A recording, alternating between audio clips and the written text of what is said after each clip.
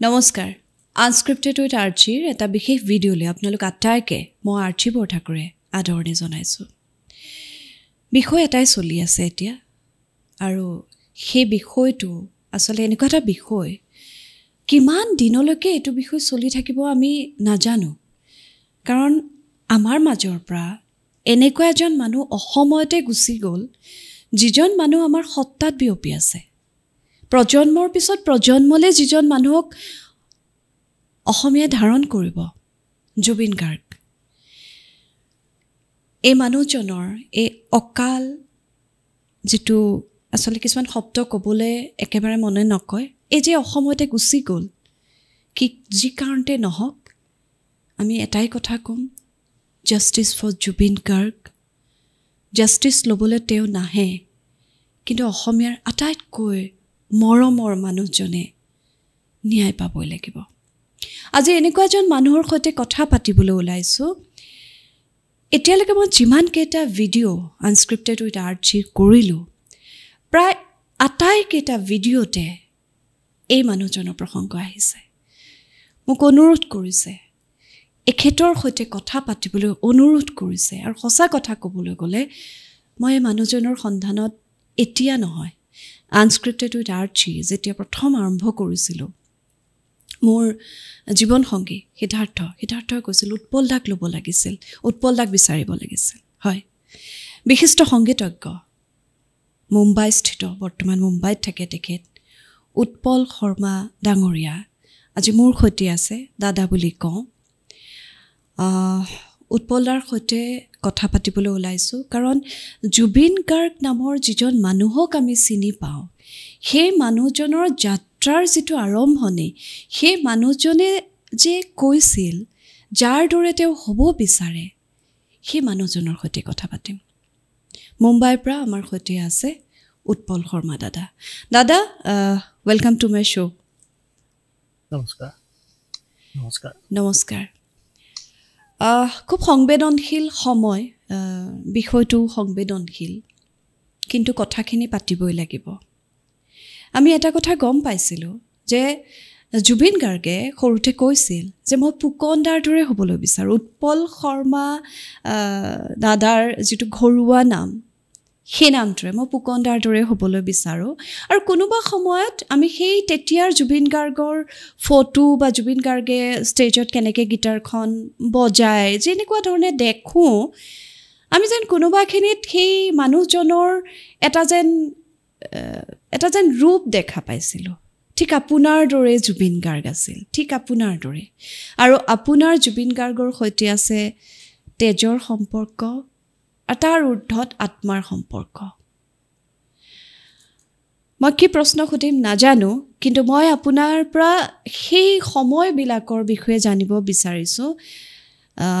গল্ডিক যিহেতু আপোনাৰ একেবাৰে ঘৰুৱা, আপুনি জুবিন গাৰ্গৰ জেঠায়েকৰ ল'ৰা, গতিকে একেবাৰে এটা ঘৰুৱা সম্পৰ্ক আৰু এটা তেখেতৰ যাত্ৰাটোৰ সৈতে থকা আপোনাৰ সম্পৰ্ক। প্ৰথম সময়ছোৱাৰ কথাবোৰ আপোনাৰ মনত পৰেনে? সেই শৈশৱৰ গল্ডি কেনেকুৱা আছিলে?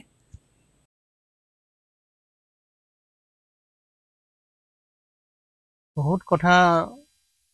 পাহৰিছোঁ, কিন্তু কিছুমান কথা মনলৈ আহে। সৰুৰ পৰা আমাৰ যিমানখিনি কাজিনছ আছিল, বহুত সকলোৰে লগত এটা চবৰে মানে খুব এটা ডাঙৰ ফ্ৰেণ্ডশ্বিপ আছিল। গোটেইখিনি মাজে মাজে বিয়াই সবাহে পূজাই পাৰ্বণে মানে ক'ৰবাত নহয় ক'ৰবাত লগ পাইছিলে। তো এটা বৰ সুকীয়া পৰিৱেশ আছিলে। ফেমিলিটো বহুত ডাঙৰ, মাহঁতৰ 16 গৰাকী চব মিলি 10জন মামা, মানে মাহী জেঠাই মিলি এনেকৈ 6গৰাকী। আমাৰ মা হ'ল মানে চবতকৈ ডাঙৰ। তো সেই সকলোৰে যিমানবোৰ ল'ৰা ছোৱালী আছে, চবৰে সেই মাজে মাজে লগ পায়, গান বাজানাৰে চৰ্চা হয়, চব গানৰে পৰিৱেশ, চবৰ ঘৰতে গানৰ চৰ্চা হয়। তো সেইটো ধৰণে বস্তুবোৰ লাহে লাহে ডেভেলপ হৈছিলে। চিৰিয়াছলি কোনো গোৱা নাছিলে, কিন্তু গানৰ চৰ্চা আমাৰ ঘৰত অকণমান চিৰিয়াছলিয়ে হৈছিলে। কাৰণ আমাৰ আমি কেতিয়া অকণমান ডাঙৰ আছিলোঁ কাৰণে বাকী I was pursuing music in a serious way so' মই গান চান সুৰ কৰোঁ তেতিয়া আৰু ইহঁতি গায় আৰু চবেই মিলি মোৰ গানবোৰকে গায় গল্লিও প্ৰথমতে সেই মোৰ গানবোৰেই শিকি পেলাই সেইবোৰকে গাইছিল যদিও সি প্ৰথমতে ছিংগাৰ হ'ব বুলি চাগে সি বৰ বেছি চিৰিয়াছলি ভবা নাছিলে যেতিয়া যোৰহাট ৰেডিঅ'ত গালে তাৰপিছত নিজৰ ভইচটো যেতিয়া শুনা পালে তেতিয়া ভাবিলে নাই মই গান গাম তো ভইচটো তাৰ নিজৰ ভাল লাগিলে তাৰপিছতহে সি প্ৰথমতেতো বজাইছিলে আন আৰ্টিষ্টৰ লগত তো তাৰ আগৰখিনিৰ সেই অকণমান ইণ্টাৰেকশ্যন অলপ অলপ মনত পৰে মোৰ বৰ বেছি মনত নপৰে মই কি হয় যিহেতু আঁতৰে থাকোঁ বেছি আৰু তেতিয়া সি অকণমান মোক নতুনকৈ প্ৰেমত পৰা ল'ৰাটোৰ নিচিনা মোলৈ চাই থাকে তেতিয়া মোক ভাল পায় বৰ বেছিকৈ আৰু মোৰ লগত কিবা এটা আত্মিক সম্বন্ধ এটা তাৰ সৰুৰ পৰাই আছিলে আৰু কিবা সেই আত্মাৰ ধাৰ কৰা মনৰ ধাৰ কৰা তেনেকুৱা ধৰণৰ কামবোৰ আমাৰ চলি থাকে আৰু মই তেতিয়া গম নাপাওঁ কিছুমান কথা সি যিহেতু সৰু আছিলে বাকী মিউজিকেলি অকণমান চাগে ইনস্পাইৰেশ্যন বা কিবা মই নিশ্চয় দিব পাৰিছিলোঁ মই যিহেতু বাহিৰে থাকোঁ পিছৰখিনি তাৰ ডেভেলপমেণ্টখিনি মই সিমান গম নাপালোঁ তেতিয়া যেতিয়া সি ৰেডি হৈ গ'ল গান চান লৈ তেতিয়া তাৰ এলবামটো কৰাৰ কথা আহিলে তেতিয়াহে মই তাৰ গানবোৰ শুনিলোঁ দেখিলোঁ যে গানবোৰৰ যথেষ্ট স্বকীয়তা আছে আৰু যথেষ্ট মেচিয়ৰ্ড কম্পজিশ্যন হয় তো মোৰ ভাল লাগিলে তাৰপৰা মোৰ ৰেকৰ্ডিংবোৰ আগতে হয় তো সিহঁতি চাব আহে আৰু ষ্টুডিঅ'লৈ আহে সেই কোনোবা এটা এলবামত দুটা গান সি গাইছিলে সেইটো মই মিউজিক কৰিছিলোঁ তো তেনেকৈ সেই মিউজিকেল এটা বণ্ডিং এটা লাহে লাহে ডেভেলপ হ'ল আৰু তাৰপিছত তাৰ নিজা এলবাম যেতিয়া কৰিব খুজিলে তেতিয়া তো ধুনীয়াকৈ কৰিলোঁ আৰু চবেই মিলি বাকী তাৰ আগৰখিনি শৈশৱত সিহঁতি বেলেগ জেগাত তোমাৰ মানে হেৰিৰ কাৰণে ট্ৰেন্সফাৰ লেভেল জব আছিল তো তামোলপুৰত আছিলে তাৰপিছত আকৌ কৰিমগঞ্জত আছিলে তেনেকুৱা বেলেগ জেগাত সি গ'ল তো সকলো সময়তে মই লগ পোৱা নাই তামোলপুৰ এবাৰ মই গৈছিলোঁ তাতে তেতিয়া সিহঁত সৰু আছিলে আৰু মই চকলেট লৈ গৈছোঁ আৰু তেতিয়া গান চান নাগায় আৰু সেই কিছুমান কথা মনত আহে আৰু কিছুমান কথা আমাৰ ফেমিলিৰ মাজত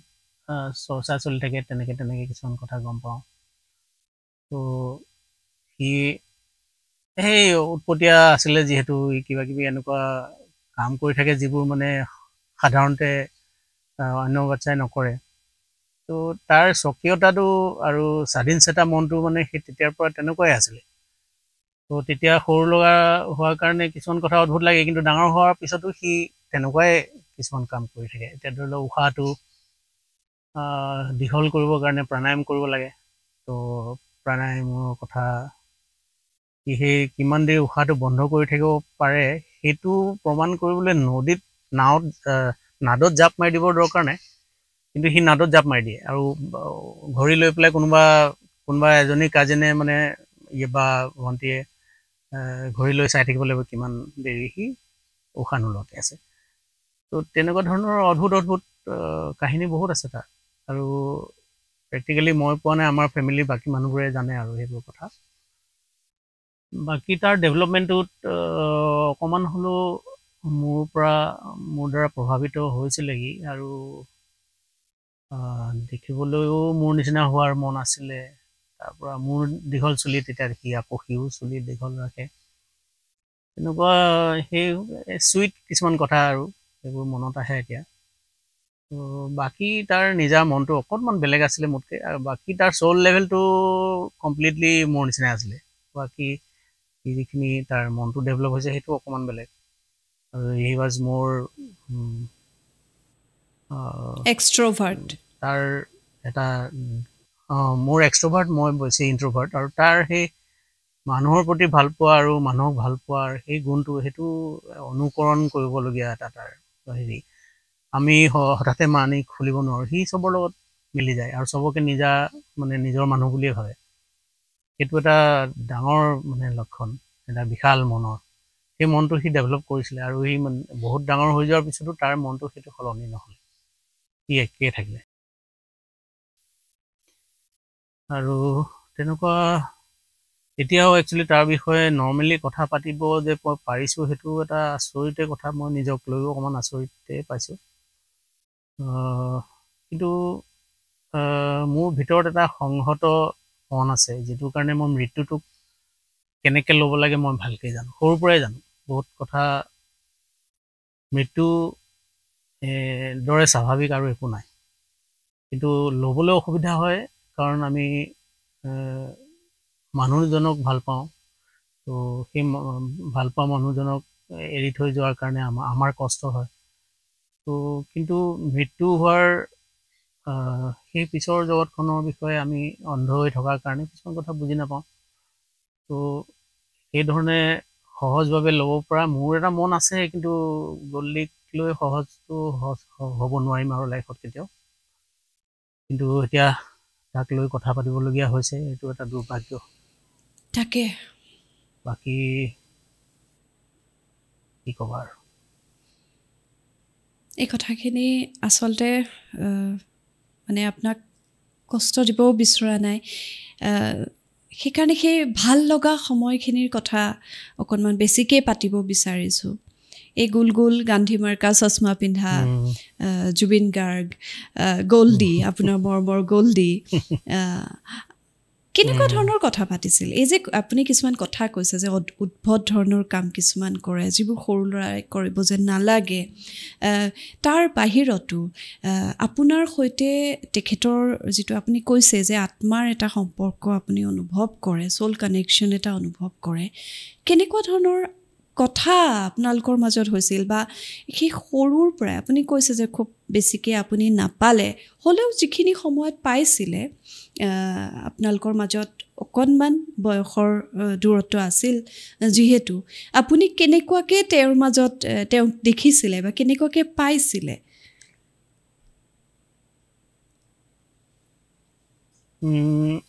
একেবাৰে সৰুতে এবাৰ পাইছিলোঁ আৰু প্ৰথম মোৰ তেতিয়া বোধহয় 11-12 বছৰ হ'ব তাৰ 8 বছৰমান হ'ব সেই তেতিয়া এবাৰ আহিছিলে আমাহত তো আমাৰ পদূলিটো দীঘল তো তেওঁলোক সোমাই আহি পোৱাই নাই সি সোমাই আহি পালেহি দৌৰি আহিছে আৰু মই কিবা খৰি কাটি আছিলোঁ দা এখন লৈ তো মোৰ পিছফালেদি মোৰ পিঠিত জাপ মাৰি দিছে মইতো গম নাপাওঁ পিছফালে চোৱা নাই মই জাপ মাৰি পেলাই মোৰ দাখন মোৰ পৰা লৈ কেতিয়ানো কাঠটো মাৰি দিলে সি তাৰ নিজৰ আঙুলিটোৱে কাটি গ'ল তো এটা ডাঙৰ চিন হৈ গৈছিলে সেইদিনাখন আমাৰ ঘৰত মানে আনএক্সপেক্টেডলি গোটেই তেজ দেখি মানুহ হেৰি হৈ গৈছে আৰু চিঞৰ বাখৰ হৈ গৈছে মামীয়ে মোলৈ কেৰাকে চাইছে মই কিবা কৰিলোঁ বুলি মই অলৰেডি মানে পেনিক হৈ গৈছোঁ তো সেইটো প্ৰথম চিনটো মই লাইফত নাপাহৰোঁ আৰু তো ইট ৱাজ ৰিয়েলি ছামথিং পিছত পিছে বৰ বেছি কটা নাছিলে অকণমান কাটিছিলে তো ভাল হৈ গ'ল পিছত তো তাৰপিছত মাজতে কোনোবা এজন মামাৰ বিয়াত লগ পাইছিলোঁ তাক মানে চবকে লগ পাইছোঁ লগতে সিও আছিলে তো সেইবাৰ গান বাজনাৰ চৰ্চা হৈছিলে আমাৰ তাতে মই চিঞৰি গান গাইছিলোঁ তো খুব হাই পিটছ গান গাইছিলোঁ তো তেতিয়া সিহঁতৰ অলপ প্ৰভাৱিত কৰিছিলে মানে তেনেকুৱা সেই হাই পিটছত গান গাবলৈ তাৰ মানে মনটো তেতিয়া মানে হেৰি হৈছিল তেনেকুৱা কয় আৰু পিছত বহুতৰ লগত ডিছকাছ কৰোঁতে সেইবোৰ কথা ওলায় তেনেকুৱা মুভমেণ্ট বহুত পাৰ হৈছে এনেধৰণে এটা আত্মাৰ আদান প্ৰদান বা তেনেকুৱা সেই মাজে মাজে হৈ থাকে এতিয়াও হয় এই লাষ্ট লগ পাওঁতেও তেনেকুৱা আদান প্ৰদান হৈছে অলপ কিন্তু খুব বেছি ৰেগুলাৰ বেচিছত লগ নাপাওঁ সেইটো এটা আমাৰ এটা কমপ্লেইন থাকে আৰু তাৰ কিনো কৰিব কি ইমানবোৰ কথাত ব্যস্ত হৈ থাকে আৰু বম্বেলৈ আহিলেও মোৰ ঘৰলৈ আহি ওলোৱাটো কঠিন হৈ যায় এবাৰ অহাৰ কথা আছিলে আমাৰ মেলোডি চব বনাই মেলি ৰেডি তো সি আকৌ সেই সময়তে শুবলৈ পালে শুয়ে থাকিলে তাৰ পিছত সেই US যোৱা প্লেনখনো মিছ হ'ল তেনেকুৱা আৰু পিছতহে গম পাইছোঁ আৰু সি অহা নহ'লে আৰু তেনেকুৱা বহুত হেৰি হয় এতিয়া বৰ কম লগ পোৱা হয় তো বম্বেত থাকোঁতে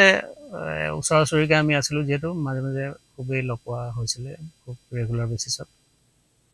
তো সেইখিনি এটা বেলেগ সময় আছিলে তাৰপিছত যে বিহু গোৱা আৰম্ভ হ'ল তাৰ ব্যস্ততাটো বাঢ়ি গ'ল তাৰ আগৰ সময়খিনিত অলপ লগ পাইছিলোঁ হয় জুবিন গাৰ্গৰ জীৱনৰ প্ৰথম মোৰ যদি ভুল হোৱা নাই প্ৰথম প্ৰায় 5টা-6টা কেছেট আপুনি ইয়াৰ মোৰ সৈতে কথা পতা আন এটা ভিডিঅ'ত আপুনি এই বিষয়ে কৈছে সেয়া সম্পূৰ্ণভাৱে আপোনাৰ একক প্ৰচেষ্টাত হৈছিলে ঠিকে কৈছা তুমি সেই কথাটো লৈ এতিয়া অলপ ক্লিয়াৰ আপ কৰিবলৈ মোৰ মন যোৱাটো এইটো মানে মই লক্ষ্য কৰি আছোঁ বহুত বছৰৰ পৰা মোৰ এনেকুৱা ধাৰণা হয় মানুহে গম নাপায় নেকি এনেকুৱা লাগে অথচ সেই কেছেটবোৰত লিখা থাকে কিন্তু আমাৰ মানুহে কিছুমান কথা অনুধাৱন কৰিব নোৱাৰে হয়তো কেতিয়াবা মিছ হৈ যায় তেনেকুৱা কথা মিউজিকেল এৰেঞ্জমেণ্ট ইংলিছত লিখিলে বেলেগ শুনায় সংগীত ব্যৱস্থাপনা বুলি অসমীয়াত লিখিলে বেলেগ শুনায় আৰু প্ৰত্যেকে নিজৰ মতে বুজি লয় সংগীত ব্যৱস্থাপনা এনেকুৱাওতো হ'ব পাৰে যে সংগীত হৈ থাকোঁতে চাহ তাহ যোগাৰ ধৰিছিলে ইমানজনে এনেকুৱা এটা ভাবিও ল'ব পাৰে কোনোবাই হয়তো কোনে জানে তো ডেটোৱে এটা মিছকনচেপশ্যন নিচিনা হৈছে যেন মোৰ অনুভৱ হয় সেইকাৰণে মই অকণমান ক্লিয়াৰ কৰি ক'ব বিচাৰোঁ যে প্ৰথম 5টা এলবাম 5টাই হ'ব চাগে তাৰ প্ৰতিটো সংগীতত যিয়ে বাজিছে মই ইচ্ছা কৰাৰ বাবে বাজিছে তো মানুহে সেইটো জনা উচিত তাৰ কাৰণে মোৰ কোনো ৰিৱাৰ্ডৰ প্ৰয়োজন নাই মই কিবা মোক প্ৰশংসাও নালাগে কিন্তু এটলিষ্ট ফেক্টছ আৰু ফেক্টছ তো ফেক্টছটো সেইধৰণে থকা উচিত আগতেও মই তেনেকৈ কৈছোঁ দেৱকো কৈছোঁ যে মানুহে বুজি নাপাব এনেকৈ লিখিলে কিন্তু উপায় নাই যিটো চলি থাকে মানুহে সেইটোহে কৰে তো বিভিন্ন দেশত বিভিন্ন ধৰণে এইটো বিষয়ে লিখে আমাৰ দেশত তেনেকৈ লিখে সেইকাৰণে কিছুমানে সংগীত সংযোজক বুলি লিখে সংযোজনাটো কি মিন কৰে সংযোজনা মানে লগাই দিয়া কিন্তু সংগীতটো যে প্ৰযোজনাও কৰিলে নিজেই যে সংগীতটো কম্পজিশ্যনো কৰিলে সেইটো মানেতো বুজাব পৰা শব্দ নাই সংগীত বুলি লিখিব লাগিব কিন্তু সংগীত বুলি নিলিখে কাৰণ সেইটো আমাৰ যিটো বলিউডৰ ফিল্ম ইণ্ডাষ্ট্ৰী এই মিউজিক ডাইৰেক্টৰৰ এটা কনচেপ্ট থাকে তো তেওঁক সেইটো দিয়া হয় যিহেতু সুৰটো তেওঁ কৰে তো সেই ধৰণৰ কিছুমান মই লক্ষ্য কৰোঁ যে বহুতে হয়তো নাজানে সেইবোৰ গান মই মিউজিক কৰিছিলোঁ বুলি সেইকাৰণে নিজে ক'ব নিবিচাৰিলেও কৈছোঁ আৰু আমি এই উৎপল শৰ্মা দাদাজনক আচলতে বিচাৰি আছিলোঁ মোৰ আগৰ ভিডিঅ'টোত মানে আগতে যিটো ভিডিঅ'ত আপোনাৰ লগত কথা পাতিছোঁ কিছু আৱিষ্কাৰ কৰিবলৈ যত্ন কৰিছোঁ কিন্তু আজিৰ ভিডিঅ'টোত যিজন গ'ল্ডিক আপুনি পাইছিল আৰু জুবিন গাৰ্গৰ গান বোধ কৰোঁ একেধৰে যি 5টা কেছেটৰ কথা কৈছে জুবিনৰ গান তাৰ পঞ্চমটো নহয়নে মোৰ যদি ভুল হোৱা নাই হয় সেই পৰ্যায়লৈকে আপুনি এনেকুৱা এটা গতি দিলে আপোনাৰ এই যে ক'লে সম্পূৰ্ণ মোৰ ধৰণেৰে হৈছিল কথাটো এই যে এনেকুৱা এটা গতি দিলে য'ৰ পৰা কিন্তু জুবিন গাৰ্গে কেতিয়াও পিছলৈ উভতি চাব লগা হোৱা নাই আৰু তেখেতে অনিশেষ কৃতজ্ঞতাৰে তেখেতৰ সমগ্ৰ জীৱনত এই কথাটো কৈ গ'ল আৰু তেখেতে আপোনাক নিজৰ মাজত ধাৰণ কৰিবলৈ যেন যত্ন কৰিছিল প্ৰথমৰ পৰাই আমি সেই একেধৰণৰ চেহেৰাই নহয় কোনোবাখিনিত সেই মিলটো আমি শ্ৰোতা হিচাপে হয়তো অনুভৱ নকৰা নহয় সেইকাৰণে আপোনাক বিচাৰিলোঁ আপোনাৰ পৰা জানিব বিচাৰিছোঁ কথাখিনি প্ৰথম যেতিয়া আপুনি জুবিন গাৰ্গৰ কাৰণে গীত কৰাৰ কথাটো চিন্তা কৰিলে সেই স্পাৰ্কটো এটা স্পাৰ্ক আহিব লাগে নহয় যে ইয়াৰ কাৰণে এতিয়া মই গীত কৰিম কিবা বিশেষ মুহূৰ্ত আপুনি মুহূৰ্তত খুব বিশ্বাস কৰে যেন মোৰ লাগিছে কাৰণ আপুনি মুহূৰ্তৰ কথা খুব কৈ আছে কিবা তেনেকুৱা বিশেষ মুহূৰ্ত মনত আছেনে কেতিয়া ভাবিলে আপুনি নাই তেনেকুৱা মুহূৰ্ত বুলি নহয় তাৰ ডেভেলপমেণ্টটো যোৰহাটত সি ক্লাছ 12ৰ পৰীক্ষাত অকণমানি বেয়া হোৱাৰ কাৰণে নেক্সট বছৰ দিবলগীয়া হ'ল কেমেষ্ট্ৰি কিবা ছাবজেক্টটোত অকণ বেয়া আছিলে তেতিয়া সেই বছৰটোত সি বহুত কম্পজিশ্যন কৰিলে তো তাৰ ডেভেলপমেণ্টটো মিউজিকেল ডেভেলপমেণ্টটো লগতে হ'বলৈ সুবিধা পালে তো সেইখিনি সময়ত মই তাক লগ পোৱা নাই সেই গানবোৰ মই শুনা নাই পিছতহে শুনিলোঁ যেতিয়া কৰিবলৈ আহিলে তেতিয়া গানবোৰ চইচ কৰিবলগীয়া হ'ল কোনটো গান ক'ত থাকিব বা তেনেকুৱা তেতিয়া তাৰ প্ৰতিটো গানেই মানে স্বয়ংসম্পূৰ্ণ এটা কম্পজিশ্যন এনেকুৱা হয় তাৰ এটা দুটা গানত অলপ প্ৰব্লেম থাকে সেইবোৰ মই শুধৰাই মেলি দিওঁ তেনেকুৱা ইমান অসুবিধা নাই কাৰণ তাৰ যিটো টেষ্ট অফ মিউজিক সেইটো অলমষ্ট চিমিলাৰ মোৰ টেষ্টটো একেই তো মোৰ ধৰণৰ গান বুলিও ক'ব পাৰি তো মোৰ কাৰণে মিউজিক কৰাটো কোনো ধৰণৰ চেলেঞ্জ একো নাছিলে কাৰণ সেই এটা ডেভেলপমেণ্ট ডিব্ৰুগড়ৰ পৰিৱেশটো সিও পাইছিলে ডিব্ৰুগড়ত তাৰ বন্ধু বান্ধৱ আছিলে ধনীহঁত আছিলে তো আৰু যোৰহাটৰো বহুত তো সেই ডেভেলপমেণ্টটোৰ আগৰ পৰাই অলপ অলপকৈ চলি আছিলে তাহাঁতৰ তো মোৰ কাৰণে মিউজিক কৰালৈ কৈ এনেকুৱা কোনো চেলেঞ্জ বা এনেকুৱা অসুবিধাজনক চিটুৱেশ্যনো নাই আৰু এনেকুৱা বহুত স্মুথ আছিল মানে গোটেই প্ৰচেছটো বহুত স্মুথলি হৈ গৈছিলে তো it was very nice experience to have আৰু মোৰ কাৰণে ভাল হৈছিলে এটা কথাত কাৰণ তাৰ টেষ্টটো মোৰ লগত মিলে যিহেতু তো মোৰ মিউজিকবোৰৰ যিটো মই কৰিব বিচৰা ধৰণৰ মিউজিক মই কৰিবলৈ সুবিধাটো বেছিকৈ পাওঁ তাৰ গানত আৰু বাকী গানত মোৰ সেইটো মিউজিক নোলায় কাৰণ বাকী গানে ডিমাণ্ড বেলেগ এটা বস্তু ডিমাণ্ড কৰে আনৰ কম্পজিশ্যনত যেতিয়া কৰিবলগীয়া হয় তো তাৰ যিটো সেই চিমিলাৰ টেষ্ট আৰু চিমিলাৰ ভাইব থকা গান যিহেতু পাওঁ তো ময়ো ফূৰ্তিতে কৰোঁ বৰ ধুনীয়াকৈ তো সেইটো এটা ভাল এটা হেৰি আছিল আৰু সিও কমপ্লিটলি মোক ভৰসা কৰি এৰি দিব পাৰে he doesn't have to think about what is good and what is not good because he knows যিটো হ'ব সেইটো ঠিকেই হ'ব তো সেইবোৰ সেই মিউজিকেল এক্সপিৰিয়েঞ্চটো মোকো ময়ো নিজকে গ্ৰ' কৰাত যথেষ্ট সুবিধা হৈছিল নিজে কৰিছোঁ বুলি নহয় নিজে কৰি থাকোঁতেতো গ্ৰ' হৈ থাকে ন মানুহ তো নিজে আমি যিহেতু কৰিয়ে শিকা বহুত কথাৰ ডেভেলপমেণ্টেই সেইকেইটা এলবামতে মোৰ নিজৰো ডেভেলপমেণ্ট হৈছিল তো I am always thankful for that experience হয় তেনেকুৱা আৰু এইবোৰ এটা প্ৰচেছ আৰু সেই প্ৰচেছৰ মাজত সঠিক সময়ত সি সঠিক কামটো কৰিলে সেইটো এটা ক'ব পাৰি আৰু এটা হয় আপোনাৰ একেটা সময়তে এন কে প্ৰডাকশ্যনৰ পৰা অনুৰাধা আৰু ইফালে অনামিকা দুটা সেইখিনি সময়ত কাম চলি আছিলে সেই সময়ছোৱাৰ কথা কিবা আপোনাৰ মনত আছেনে তেখেতৰ জীৱনৰ তাৰ আগতো এটা তেখেতৰ কেছেট ৰিলিজ হৈছে সপোনৰ সুৰ নহয়নে হয় সপোনৰ সুৰৰ বহুতকেইটা গান আজিৰ তাৰিখতো আমাৰ খুব প্ৰিয় কিন্তু অনামিকাৰ কথাটো একেবাৰে সুকীয়া অনামিকাই এটা ৰাতিতে এজন ষ্টাৰ দিলে আপুনি আগৰ ভিডিঅ'টোত ইতিমধ্যে কৈছে আৰু সেই ৰিলিজ হোৱাৰ আগৰ পৰ্যায়টোলৈকে তেখেতৰ এই কেনেকুৱা ধৰণৰ তেখেতৰ মাজত কেনেকুৱা ধৰণৰ এটা অৱস্থা আপুনি দেখা পাইছিলে কাৰণ আমি যিমান দূৰ জানো যে জুবিন গাৰ্গ যেন অকণমান অস্থিৰ অকণমান তেখেতৰ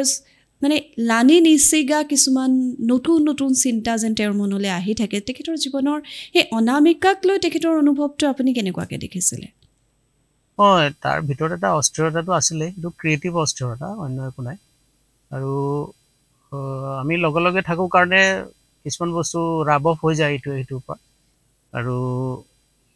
মই আগতেই জানিছিলোঁ যে তাৰ গান কি ৰূপ ল'ব আৰু মানুহে কেনেকৈ ল'ব সেইটো বিষয়ে মোৰ পুৰা মানে আইডিয়া আছিলে তো সেইটো ধৰণে আৰু মোৰ যিহেতু ছুটি ল'বলৈ অসুবিধা হয় সেইকাৰণে একচুৱেলি একেলগতে দুইটা এলবাম কৰিলোঁ আৰু তো গোটেইখিনি একেলগতে শেষ কৰিব কাৰণ বম্বেলৈ বাৰে বাৰে গৈ থাকিব পৰা নাযায় তো সেইটোৱে সেইখিনি সময়ৰ বহুত স্মুথলি হয় কামবোৰ বৰ ধুনীয়াকৈ হৈ যায় আৰু দেৱো যিহেতু বয়সত ওচৰা ওচৰি তো তেনেকুৱা ধৰণৰ প্ৰেছাৰ দেৱৰ ফালৰ পৰাও নাহে তো it was very nice experience আমি গম পাইছিলোঁ যেতিয়া অনামিকা ৰাতিটোৰ ভিতৰতে তেনেকুৱা হিট হৈ যায় এজন পিতৃয়ে যেনেকৈ পুত্ৰ আপোনাৰ ধৰি লওক মানে ভাতৃ তেখেত কিন্তু আপোনাৰ যিটো সন্তুষ্টি আপোনাৰ যিটো ছেটিছফেকশ্যন ঠিক তেনেকুৱা ধৰণৰ আছিলে আই ৱাজ ৰিয়েলি হেপী এণ্ড মই পিছে মানুহটোৱে তেনেকুৱা মই এবাৰ কিবা এটা হৈ যোৱাৰ পিছত আৰু সেইটো মোৰ মনতে মই পাহৰিয়ে যাওঁ তো সেইটোৱে সেই অসমৰ পৰিৱেশটো মই বৰ বেছি নেদেখিলোঁ মই জানো আৰু I was happy that it's been like by people and he is getting popular slowly তো তাৰপিছত তাৰ জীৱনটো বেলেগ ধৰণে আৰম্ভ হ'ল মানে ষ্টেজ শ্ব'জ আৰু এইবোৰ তাৰ আৰম্ভ হ'ল তো সেইখিনি সময়ত মই তাৰ লগত নাই বাকী মই দূৰে দূৰে গম পাই থাকোঁ আৰু শ্বিলঙত থাকোঁ আৰু তো সেইকাৰণে বাকি I was very happy for him or I know he had that capacity to grow also so কিছুমান কথা কেতিয়াবা ভাবো যে আৰু কওঁ তাক যি ক'ব লাগে তো সেই ধৰণে মোৰ পৰা যি মানে কি ক'বা এজন ককায়েক হিচাপে যিখিনি কথা শুনিবলগীয়া হয় সেইবোৰো শুনে তো চব মিলি তাৰ যিটো জীৱনৰ গ্ৰথটো সেইটো ঠিক মনে বিচৰাৰ ধৰণে হৈছে নে নাই মই এতিয়া ক'ব নোৱাৰোঁ কিন্তু সি যে গ্ৰ' কৰিব সেইখিনি সময়তো মই একদম চাৰ্টেইন আছিলোঁ বাকী সি কিমান কেনেকৈ চম্ভালিলে ইমানবোৰ মানুহ লগত লৈ তো সেইধৰণে কেনেকুৱা এক্সপিৰিয়েঞ্চ হ'ল সেই তাৰ নিজা সেই এক্সপিৰিয়েঞ্চখিনি বিষয়ে মই বিশেষ গম নাপাওঁ কিন্তু আৰম্ভণিখিনিত পাইছিলোঁ হি ৱাজ ভেৰি মানে he was clear about himself and then he had that aura of creating something big সেইকাৰণে তেতিয়া তাৰ কনফিডেন্সটো উল্টাই আমাকহে কনফিডেন্ট কৰি দিয়ে তাৰমানে ইমানেই ভাল আছিলে এতিয়া হেপহেজাৰ্ডলি কথাবোৰ মনলৈ আহে কাৰণে মোৰ কথা কোৱা ধৰণটো অকণমান হেপহেজাৰ্ড হৈ থাকিব এনিৱে বৰ বেছি যতনাই ক'ব হয়তো মই বহুত কথা নোৱাৰিম মনলৈ হয়তো আচল কথাটোৱে থাকি যাব তো তুমি সহ্য কৰিব লাগিব বুজি পাইছোঁ এই যে এজন শিল্পীক নিৰ্মাণ কৰা বা শিল্পী এজন গঢ় লোৱাৰ বাটটোৰ কাঁইট জেং জাবৰবোৰ আঁতৰাই দিয়াৰ যিটো দায়িত্ব সেই দায়িত্বটোৰ পৰা এক বিশাল ৰূপলৈকে চোৱালৈকে যিটো প্ৰক্ৰিয়া আপোনাৰ মাজত এই মুহূৰ্তত যিটো হৈ আছে অনুভৱ কৰিব পাৰিছোঁ আগৰ ভিডিঅ'টোত আপুনি এটা কথা কৈছিলে যে ষ্ট্ৰিং আপোনাৰ খুব প্ৰিয় আপুনি খুব ভাল পায় আৰু এটা কথা গম পাইছিলোঁ এইটো ডনি হাজৰিকা দাদাই আমাক কৈছিল যে তেখেতৰ ভিডিঅ'ত যে জুবিন গাৰ্গে ষ্ট্ৰিঙৰ সৈতে কাম কৰাৰ কিবা এটা পৰিকল্পনা এইটো কৰিমেই এনেকুৱা ধৰণৰ পৰিকল্পনা এটা কৰিছিল জুবিন গাৰ্গৰ অত্যন্ত প্ৰিয় আছিলে এই যে টেষ্টৰ কথা ক'লে একেধৰণৰ টেষ্ট সেই সময়বিলাকত আপোনালোকে যিবোৰ গীত শুনিছিল বা যিবোৰ গীতৰ বিষয়ত আলোচনা কৰিছিল সেই কথাখিনি অকণমান দাদা জানিব বিচাৰিছোঁ তেতিয়া পিংক ফ্লয়েড আৰু ষ্টিং এৰিক ক্লেপটন আৰু ব্ৰায়ান এডামছ সেইখিনি সময়ত 90s যিখিনি মানে আৰ্টিষ্ট আছিলে সেই গোটেইবোৰ গান আমি শুনো আৰু মনৰ ভিতৰত সাঁচ বহাই থাকে এটাৰ পিছত এটা গান আৰু তাৰো লিচনিংবোৰ প্ৰায় ওচৰা ওচৰি একেধৰণৰ আৰু কিছুমান বস্তু আমি তেতিয়া কৰিব নোৱাৰিছিলোঁ যিবোৰ বস্তু আমাৰ লিমিটেশ্যন আছিলে আমাৰ চাউণ্ড ৰেকৰ্ডিং ছিষ্টেমবোৰৰ লিমিটেশ্যন আছিলে 8টা মাত্ৰ ট্ৰেক পোৱা যায় তাৰ আগতে 4 ট্ৰেকতো কৰিছোঁ 2 ট্ৰেকতো কৰিছোঁ এটা ছেশ্যন মানে এবাৰতে গাই মেলি শেষ হ'ব লাগিব গতিকে কিছুমান বস্তু লিমিটেশ্যনৰ মাজত থাকি গ'ল, নহ'লে এতিয়াও সেই গানবোৰে অন্য চাউণ্ড কৰিলে হয়, এতিয়াও কৰে, ভাল চাউণ্ডেই কৰে। তথাপিও চাউণ্ড ৱাইজ আমি নিজেও ইমান পাক্কা নাছিলোঁ তেতিয়া। ত' আদাৰৱাইজ এটা ভাল লেভেলৰ চাউণ্ড, নিজৰ যিটো মনৰ ভিতৰত যিটো এটা ৰূপ থাকে, সেইটো ৰিপ্ৰডাকশ্যন কৰিবৰ কাৰণে, সেইটো কৰিবৰ কাৰণে যত্ন আছিল আৰু এটা প্ৰচেষ্টাহে। তো সেইমতে এটা প্ৰচেছৰ মাজত তাৰ গানকেইটা সোমাই গ'ল, সেই গানকেইটাৰ মিউজিকেও সমাদৰ পালে, গানকেইটাও সমাদৰ পালে, ডেটছ এ প্লাছ পইণ্ট। মানে আদাৰৱাইজ সেই প্ৰচেছটো চলি থাকিলে। তো সেই আৰু তাৰ মাজৰ মই এটা অংশ আছিলোঁ মাত্ৰ। হয়, আপোনাৰ ভণ্টীয়েও জুবিন গাৰ্গৰ সৈতে গীত গাইছে, খুব জনপ্ৰিয় গীত, আজিৰ তাৰিখতো সেইবোৰ গীত খুবেই জনপ্ৰিয়। আচলতে জুবিন গাৰ্গৰ গীত বুলি ক'লে আপোনাৰ মায়ে লিখা প্ৰীতিৰ সুবাসে গীতটোৰ কথাই যদি আমি চাওঁ, এই গীতবোৰ এই যে সকলো সময়তে মই যে কৈছোঁ প্ৰজন্মৰ পিছত প্ৰজন্মলৈ জুবিন গাৰ্গ, এই গীতবিলাকো সমানে গৈ আছে। এনেকুৱা নহয় যে এইখিনি আগৰ জুবিন গাৰ্গৰ আগৰ গীত, জুবিন গাৰ্গৰ এতিয়াৰ গীত, এইখিনি এনেকুৱা কোনো ধৰণৰ কথা নাই। মানে সেই গল্ডেন সোণালী সময় বুলি ক'লে সেই ডিব্ৰুগড়ৰ সময়খিনিৰ পৰা এই যে আপোনালোকৰ সৈতে তেখেতৰ যিটো যাত্ৰা আৰম্ভ হ'ল, সেই যাত্ৰাটোৰ কথা আমি সকলোৱেই মানে খুব কৃতজ্ঞতাৰে, খুব আন্তৰিকতাৰে কথাখিনি ভাবোঁ। আজিও আপোনাৰ লগতো কথাখিনি আলোচনা কৰি থাকোঁতে সেই সময়খিনি উপলব্ধি কৰিব পাৰিছোঁ। তাৰপিছত আপুনি এটা কথা ক'লে যে ষ্টেজ শ্ব' কৰিবলৈ লোৱাৰ পৰা ধৰি লওক আপোনাৰ ইমান বেছি তেখেতক লগ পাব চাগে বা কথা পতাৰ সময় সুবিধাটো অকণমান কমকৈ পোৱা হ'ল, নহয়নে? হয় হয়, তেতিয়া এটা বেলেগ এটা তাৰ লাইফৰ ষ্ট্ৰাগল এটা আৰম্ভ হ'ল। প্ৰথমতে ডেফিনেটলি ষ্ট্ৰাগলেই আছিলে, কিন্তু সেই ডিটেইলছবোৰ মই ইমানকৈ নাপালোঁ, কাৰণ ষ্টেজৰ লাইফটো সেইটো পৰা মই আঁতৰত, আৰু গতিকে সেইখিনি তাৰ নিজা ষ্ট্ৰাগল আৰু নিজৰ মতে সেই as a personality also' he was growing that time. ত' সেই বস্তুবোৰ লাহে লাহে গল্লিৰ পৰা জুবিন গাৰ্গ হোৱাৰ এটা পথ, সেই পথ সেইটো জাৰ্ণি তাৰ নিজা, আৰু তাতে মোৰ কোনো মানে হেৰি নাই। কিন্তু তাৰ প্ৰথম মিউজিকেলিটি যিটো ডেভেলপ কৰিলে, সেইটোত মোৰ মানে প্ৰপাৰ দখল আছিলে, আৰু মোৰ আণ্ডাৰতে হৈছিলে বুলি ক'ব পাৰি। আৰু যি গানৰ চইচ কৰা, আৰু গানৰ কোনোবা এটা অন্তৰাটো ভাল হোৱা নাই, কোনোবাটো স্থায়ীটো নাই, ক'ৰবাত যেনেকুৱা ধৰণৰ যিমানবোৰ টেকনিকেল প্ৰব্লেম থাকে, সেইবোৰ সকলো সময়ত চিধা কৰি মই লৈ গৈছিলোঁ। ত' মোৰ আণ্ডাৰতে থকাৰ নিচিনা আৰু তেতিয়া ইটছ লাইক সেই বস্তুটো জুবিনৰ গানলৈকে আছিলে মোটামুটি। তাৰপিছত সেইবোৰ সি তাৰ নিজৰ হাতলৈ, আৰু তাৰ বিভিন্ন বন্ধু বান্ধৱ, আৰু তেতিয়া বহুত মিউজিচিয়ানৰো সৃষ্টি হ'ল অসমত। ত' সেই সময়খিনি সলনি ময়ো বম্বেলৈ গুচি আহিলোঁ। ত' তাৰ পিছৰখিনি সি তাৰ নিজা। আপোনাৰ সৈতে আলোচনাবোৰ নিশ্চয় তাৰপিছতো চাগে কৰিছিলে, নহয় জানো? নতুন কৰে মাজে মাজে কৰে, ডেফিনেটলি মাজে মাজে কৰে। কিছুমান টেকনিকেল ডিছকাশ্যনো হয় কেতিয়াবা, সি বৰ বেছি টেকনিকেলিটিত নোসোমাই যদিও এনেই ধেমালি ধুমুলাকৈ কিবা কিবি কথা হয়, আৰু কিন্তু সেই বৰ বেছি দীৰ্ঘ সময়ৰ কাৰণে লগ পোৱা বা তেনেকুৱা কথাবোৰ নহয়। আৰু কেতিয়াবা লগ পালোঁ, ধৰি লোৱা এই খোৱা বোৱা ফূৰ্তি ফাৰ্তাটো সময়টো পাৰ হৈ গ'ল, চিৰিয়াছলি কোনো কথা পতা নাযায়, আৰু আমি মাঘৰ বিহুত ওলাই যাওঁ গোটেই অসমীয়াখিনি, তেতিয়া লগ পাওঁ, তেনেকুৱা আৰু। বাকী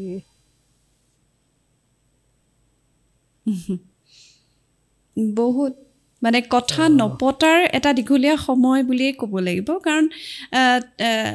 নহয়নে? হয়। এনিৱে সেইটোক লৈ একো হেৰি নাই, তাৰ কোনো কমপ্লেইন নাই। কিন্তু তাৰ জাৰ্ণিটো সি অকণমান হ'লেও সি বাট সলাই সলাই গৈ আছিলে। ত' সি consciously he was thinking about musical changes and all this. সেই যে প্ৰচেছটো সেইটো সি কনফিডেণ্টলি নিজে যেতিয়া নিজৰ লাইফটো কমপ্লিটলি দখললৈ আনিলে তাৰপিছত সি নিজে ডিচিশ্যন ল'ব পৰা হ'ল তো he did all those changes in his on music style also' তো কিন্তু প্ৰথমখিনি সেই সংগীতৰ পৰিৱেশটো আৰু সেইটোক লৈয়ে মই খালি কথা পাতিব পাৰোঁ জুবিনৰ গানলৈকে পিছৰখিনি যিহেতু মোৰ দখলত নাছিলে আৰু হয়তো মই থকা হ'লে সেই ৰাস্তাবোৰ বেলেগ হ'লহেঁতেন হয়তো কিবা কোনে জানে আজি ষ্টিঙৰ লগত গানেই তাৰ আহি গ'লহেঁতেন হয়তো কোনে জানে যিহেতু যিটো বিচাৰিছিলে সেইটো এতিয়াও হ'লহেঁতেন এই হেঁতেনবোৰ কথা পাতিতো লাভ নাই বাৰু বুজিছোঁ নিশ্চয় লাভ নাই আৰু অনুভৱ কৰিব পাৰিছোঁ যে এই যে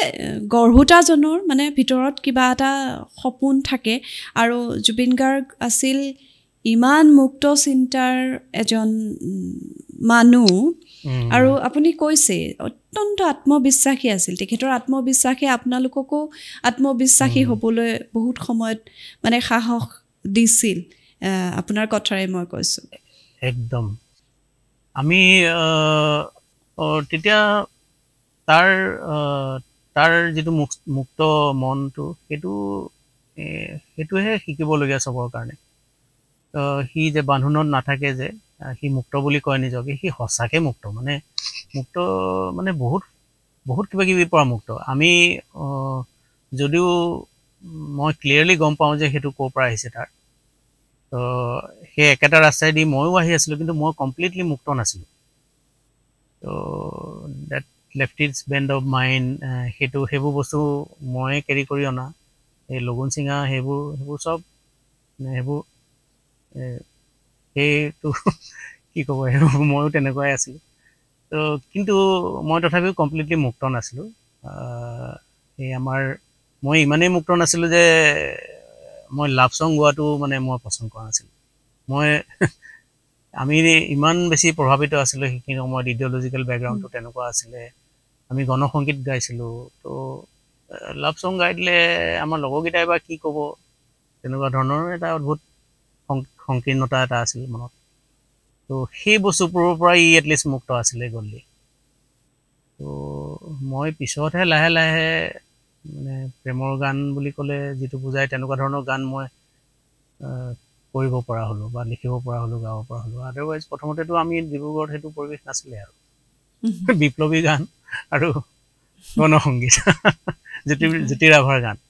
তো তেনেকুৱাই জীৱন আছিলে আমাৰ তো সেইবোৰ যদিও সি পাইছে কিন্তু সি সেইবোৰৰ পৰাও মুক্ত আছিলে গতিকে he was different in that sense এতিয়া সেইবোৰ পাগলী সেই কিছুমান কথা মনলৈ আহি আছে কওকচোন কৈ আছোঁ মই আপুনি আগৰ ভিডিঅ'টোত এটা কথা কৈছিলে খুব বিশেষ কথা এটা কৈছিলে যে শিল্পী আচলতে গল্ডীৰ নিচিনাই হ'ব লাগে তাৰ নিচিনাই মুক্ত হ'ব লাগে তাৰ চিন্তা চেতনাৰ দৰে হ'ব লাগে আপুনি তেনেদৰে কৈছিলে আপোনাৰ যিটো বাক্য মই সেই ধৰণেই কৈছোঁ এই কথাটো অকণমান বহলাই ক'ব নেকি মুক্ত চিন্তা মানে নিজৰ সপোনক নিজেই ৰূপায়িত কৰাৰ সাহস কমপ্লিটলি মুক্ত নহ'লে সেইটো পোৱা নাযায় তুমি যদি কাৰোবাৰ এছিষ্ট কৰি থাকা তো you can learn but you will not learn about your own dreams নিজৰ ড্ৰিমছ পাৰ্চিউ কৰিবলৈ নিজেই কৰিব লাগিব তো সেই কিছুমান কথাৰ অভাৱ ইভেন মোৰ এতিয়ালৈকে আছে তাৰ নাছিলে সেইটো he was very confident about হিমছেল্ফৰ তো সেই তাৰ কথা সেইবোৰে বহুত ইনস্পায়াৰ কৰে আৰু বহুত এতিয়াও কৰি থাকে আৰু আৰ্টিষ্ট হ'ব হ'লে ছিংগাৰ হ'লেই নহ'ব আৰ্টিষ্ট মনৰ পৰাহে হয় তো সেই মই কোৱাৰ নিচিনা পৃথিৱীক সলনি কৰিবলৈ কিছুমান মানুহ পৃথিৱীলৈ আহে বিভিন্ন ধৰণে সলনি কৰি যায় আৰ্টিষ্টবোৰো সেইটো কামৰ কাৰণে আহে সেইটো পাহৰি পেলাই অন্য জেগাত ঘূৰি ফুৰিলে বা অন্য কাম কৰি ফুৰিলে অকল গান গাই থাকিলেও নহ'ব তো গল্ডীৰে বুজিছিলে এইবোৰ কথা আৰু যদি কেতিয়াবা কিবা তাৰ মনত সেই মানুহক সহায় কৰা মানুহক হেৰি কৰা এইবোৰ তাৰ পৰাই আহে সেই চিন্তাটোৰ পৰাই আহিছে যে আমি আহিছোঁ কিয় মানে কাম কৰি যাম, ভাল কাম কৰি যাম, এইবোৰ কয় সি।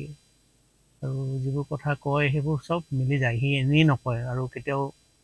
মানুহে ভাল পাব বা বেয়া পাব সেইটোক লৈও তাৰ কোনো কনচাৰ্ণেই নাই। সি সঁচা কথাটো কৈ দিয়ে। তেনে কথা আমি ইমান বেছি সাহসী চব মানুহ হ'ব নোৱাৰে। সেইটোৱেই তাৰ পৰা অনুকৰণীয় আৰু সেইটো হৃদয়ৰ পৰা হ'ব লাগিব, এনেইতো নহ'ব। এই প্ৰথম এই বেকগ্ৰাউণ্ডটোৱে তাক ডেফিনেটলি হেল্প কৰিলে, কিন্তু পিছত তাৰ নিজকে সি নিজে ডেভেলপ কৰিলে। সেইটো এটা বহুত গৌৰৱৰ কথা আমাৰ কাৰণে। হয়, মই এই কথাটো আৰু অকণমান পাতিব বিচাৰিছোঁ, কাৰণ এই যে মঞ্চৰ পৰা জুবিন গাৰ্গে যেতিয়া কিবা এটা কথা কয়, তেতিয়া সেই কথাটো মানে প্ৰত্যেকটো প্ৰজন্মই যেন খুব আন্তৰিকতাৰে লয় যে জুবিন গাৰ্গে কৈছে। জুবিন গাৰ্গে যেতিয়া গছ এজোপা সাৱটি ধৰে, গছ নাকাটিবা বুলি কয়, কথাটো সকলোৰে মনলৈ বিয়পি পৰে। ক'ৰবাত কাৰোবাৰ কিবা এটা অসুখ হৈছে বুলি কয়, পকেটত থকা শেষ টকাটোলৈকে আগবঢ়াই দিব পাৰে জুবিন গাৰ্গে। এই কথাবোৰ নিশ্চয় আপুনি গম পাই আছিলে, নহয়নে? ডেফিনেটলি সেইবোৰেতো চবতকৈ ইনস্পায়াৰিং কথাটো সেইকেইটাই। সি যিহেতু অকল ছিংগাৰ নহয়, সেইকাৰণে সি কৰিব পাৰে। সি মানৱ দৰদী এটা তাৰ এক্সপাণ্ডেড কনচিয়াছনেছ থকা এটা ল'ৰা। তো সেই এক্সপাণ্ডেড কনচিয়াছনেছটোৰ পৰা সি চবকে নিজৰ বুলি ফিল কৰিব পাৰে। এনেই কৈ দিলেতো নোৱাৰি নহয় ফিল কৰিব। এই কাষৰ দোকানীজনক নিজৰ বুলি কেনেকৈ ভাবিবা তুমি? কিন্তু সি পাৰিছিলে, কাৰণ সি তাৰ কনচিয়াছনেছটো এক্সপাণ্ডেড আছিলে। তো he is in that field of consciousness, সেইটো টাচত আছিলে সি, সেইকাৰণে সি পাৰে। আৰু সেইকাৰণে চবকে হেল্প কৰে, কাৰণ সি এইখন জগতৰ এই মায়া গান, তাৰ গানটো মায়াৰ গানটোৰ পৰা সেই মায়াটো সি বুজি পাইছিলে যে এভৰিথিং ইজ দেট মেট্ৰিক্স। সেইবোৰ কথা আমাৰ লগত কেতিয়াবা পাতে আগতে। তো সেই মেট্ৰিক্সৰ ভিতৰত থাকি মানে সকলোকে নিজৰ বুলি যেতিয়া গম পায়, তেতিয়াহে মেট্ৰিক্সৰ বাহিৰৰ পৰা ওলাব পাৰে মানুহ। আদাৰৱাইজ সেই সংকীৰ্ণতাত সকলো ভুগি থাকে। সেই সংকীৰ্ণতাৰ পৰা মুক্ত হ'ব পৰাটো মানুহৰ সেই মুক্ত মানুহ এটাহে সেইটো বস্তু ফিল কৰিব পাৰে। নহ'লে আদাৰৱাইজ ইউ আৰ মতলব binded by many thoughts which is programmed into you by all this earlier the civilization itself gives you all those binding thoughts. সৰুৰ পৰা কেনেকৈ ডেভেলপ কৰিলা, কিন্তু সেই গোটেই বস্তুবোৰ সৰুৰ পৰাই যদি ভাঙি নিজক মুক্ত কৰি ল'ব পৰা নাযায়, তেতিয়াহ'লে এই অৱস্থাটোলৈ যাব নোৱাৰি। তো মই তাৰ কথা সেই তেনেকৈ ফিল কৰোঁ। সেই মামাকো ধন্যবাদ দিওঁ সেইকাৰণে। অন্য এজন বাপকৰ নিচিনা তাক এই মামাই কণ্ট্ৰল নকৰিলে। সি বিচাৰিলে যে সি ডেভেলপ হওক আৰু তেনেকেই হওক, সি নিজৰ মতেই হওক। তো সেইকাৰণে সি ডেভেলপ কৰিলে। আৰু সেইটো সেই ভৰসাটো পেৰেণ্টছৰো লাগিব, আৰু সেইটো আকৌ অফক'ৰ্ছ দিব পাৰিব লাগিব ভৰসাটো। তাৰ ক্ষেত্ৰত তেনেকুৱা আছিলে। সি দেখাত কিছুমান উৎপতীয়া কাম কৰে যেন লাগে, কিন্তু তাৰ মনটো অদ্ভুত হৈ যায়। এবাৰ মামাহঁতৰ লগত গৈ থাকোঁতে ৰাস্তাত ক'ৰবাত হেৰাই গ'ল ল'ৰা, নাই, বিচাৰি পাবলৈ নাই। ওচৰতে জংঘল আছিলে আৰু নৈ আছিলে। চবেই ভয় কৰিছে নৈলৈ গ'ল নেকি, কিন্তু পিছত দেখিছে সেই এসোপামান কিবা এনেকুৱা অৰ্কিড আৰু কিবা কিবি লৈ জংঘলৰ পৰা ওলাই আহিছে। তো সি সেই অৰ্কিডখিনি আকৌ আমাৰ ঘৰত গৈ পেলাই লতা চতা সেইবোৰ লগালেগৈ। তো তাৰ মনটো এখন বেলেগ জগতত কাম কৰে, সেইখন এক্সপাণ্ডেড জগত। তো সেইখন তেনেকেই চলি থাকে। তো এতিয়া নৰ্মেল মানুহ এজনৰ কাৰণেতো সেইটো ল'ৰাটো হাবিখনলৈ গৈ নাইকিয়া হৈ যোৱাটো এটা অদ্ভুত কথা হৈ যায়, গালিয়ে পাৰিব মানুহে। কিন্তু সেইটো বুজি পাব লাগিব যে ই এটা বেলেগ ল'ৰা। তেনেকুৱাতে সি বহুত কাণ্ড কৰে, কিন্তু দেখা তেনেকুৱা কাণ্ড যেন লাগে। আৰু কেতিয়াবা নক'বলগীয়া কথাও কৈ দিয়ে ষ্টেজত, কিন্তু মানুহে বুজি নাপায় তাৰ অন্তৰালত কি ঘটি আহিছে, তলত গৈ কি আহিছে, কি ঘটনা হৈ আছে। এবাৰ ক'ৰবাত গান নোগোৱাকৈ ওলাই আহিছে, পিছত সেইটো কৈছে আমাৰ ডাঙৰ ফ'ক আৰ্টিষ্ট এজন তেওঁক বাহিৰত ৰখাই থৈছিলে, তাৰ খং উঠিলে দেখি। হয়, বিপুল কি নাম চেতিয়া আছিলে? ফুকনদেৱৰ কথা কৈছে বোধকৰ। নহয় ৰামেশ্বৰ পাঠকৰ কথা কৈছে। ৰামেশ্বৰ পাঠকক হয়। ৰাস্তাত তেওঁক মুখ্য অতিথি হিচাপে মাতিও ভিতৰলৈ মানুহজন সোমাব নোৱাৰিলে। So he was very angry about it, and then he showed his anger in the stage. So মানুহেনো কেনেকৈ বুজি পাব, সেইকাৰণে তাৰপিছত পিছদিনাখন চৰ্চা হৈ যায়, পেপাৰত আহে, হেৰি আহে, ছ'চিয়েল মিডিয়া হোৱাৰ পিছত মানুহবোৰ স্ক্ৰুটিনিৰ মাজত থাকে চবেই। কিন্তু কল্ডিয়েতো ছ'চিয়েল মিডিয়াকোতো পাত্তাই নিদিয়ে সি কাকো। তো সেই বস্তুটো বেলেগ, সেইকাৰণে মানুহে এতিয়াহে লাহে লাহে বুজি পাইছে। তেনেকুৱা বহুত কথা আছে আচলতে। হয়, এই কথাখিনি যিসকল দৰ্শকে এই মুহূৰ্তত এই ভিডিঅ'টো চাই আছে, সেইজন মানুহে কৈ আছে, যিজন মানুহে কিন্তু গল্ডিৰ মাজৰ সেই স্পাৰ্কটো অনুভৱ কৰিছিলে, যে বাৰে বাৰে উৎপল শৰ্মা দাদাই কৈ আছে যে মই জানিছিলোঁ তাৰ জৰিয়তে যে এটা মেজিক হ'ব, এটা বেলেগ ধৰণৰ মানে তাক যে আদৰি ল'ব, এই কথাটো জানিছিলোঁ, বাৰে বাৰে কৈ আছে দাদাই।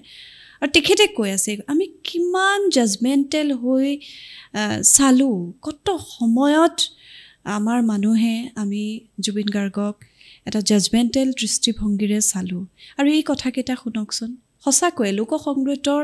এগৰাকী মুকুটবিহীন সম্ৰাটস্বৰূপ এগৰাকী ব্যক্তিক যেতিয়া অপমানিত কৰা হয়, এগৰাকী অত্যন্ত মানৱতাবাদী মানুহ হিচাপে জুবিন গাৰ্গ ক্ষুণ্ণ হোৱাটো, দুখিত হোৱাটো একেবাৰে স্বাভাৱিক। আৰু আমাৰ ক্ষেত্ৰত কি হয়, বহুত সময়ত আমি আমাৰ সেই কথাবিলাক, আমাৰ ইমেজ, আমাৰ যিটো বাহ্যিকভাৱে মানুহে আমাক কেনেকৈ ল'ব, কথাটো ভাবি হয়তো আমি ৰৈ যাম। কিন্তু তেখেত আছিল একদম মানুহ এজন, একদম পিয়'ৰ চ'ল, নহয়নে দাদা? একদম পিয়'ৰ, একেবাৰে পিয়'ৰ চ'ল আছিলে। আৰু সি তাৰ নিজৰ পিয়ৰিটিটো সি ভিতৰত বজাই ৰাখিছিলে। He knew it, he has a responsibility to keep himself as he is. তো সেইটো সি জানিছিলে আৰু সেইটো সদায় বজাই ৰাখিছিলে। বাকী বাহ্যিক জগতখনৰ কাৰণে বিভিন্ন কথা ক'বলগীয়া হয়, বিভিন্ন লগত বেলেগ ইণ্টাৰেকশ্যন হয়, সেইবোৰ বেলেগ কথা। কিন্তু ভিতৰি মানুহটো যে সি সেয়ে হৈ থাকিবলৈ পালে, সেইটো সি কনচিয়াছলি কৰি আছিল। He could have changed himself, কিন্তু তাৰ স্বাৰ্থই নাছিলে ন। সি স্বাৰ্থপৰ নাছিলে কাৰণে সি কিবা এটা কৰাৰ প্ৰয়োজনীয়তা বোধ নকৰিলে। সি কমাব পাৰিলেহেঁতেন, পইচাও কমাব পাৰিলেহেঁতেন, ইয়াতে বহুত বহুত ধনী হ'ব পাৰিলে হয়। তো সেইবোৰ তাৰ লক্ষ্য নাছিলে। তো একচুৱেলি আৰ্টিষ্ট এজন, আমাৰ আৰ্টিষ্ট বুলি ক'লে একচুৱেলি প্ৰত্যেকজন মানুহৰ কাৰণে এইটো সত্য কথা। আমাৰ এতিয়া এইবোৰ কথা বহুত বেছি ফিলচফিকেল হৈ যায়, কাৰণে চব কথা ক'বলৈও দিগদাৰ। কওকচোন। এই মানুহৰ জন্ম হৈয়ে মানুহজনে ক'ৰ পৰা আহিলে পাহৰি থাকে, কি কৰিবলৈ আহিছিলে পাহৰি যায়। কাৰণ এনেকুৱা এটা কনষ্ট্ৰিক্টেড এৰিয়া, কনষ্ট্ৰিক্টেড ডাইমেনশ্যনত জন্ম হয়, এইটো ইট ইজ এ মষ্ট স্থূল, মানে মষ্ট এনাৰ্জেটিকেলি মষ্ট এৰিয়ালৈ আমি জন্ম লওঁ। তো যিমানে পৃথিৱীখন ধুনীয়া দেখো লাগিলে, এইখন চবতকৈ আৰু এইখন এখন বিদ্যালয়ৰ নিচিনা, য'ত মানে পঢ়িবলৈ আহোঁ, কিবা লেচন ল'বলগীয়া হয়, লেচনটো কিয় ল'বলগীয়া হয় সেইটোও বুজি নাপায়, বুজিবলৈ বহুত কষ্টকৰ। কাৰণ আমি আমাৰ লিমিটেড, আমাৰ বাল্বৰ নিচিনা এটা ব্ৰেইন থাকে, ব্ৰেইনে মানে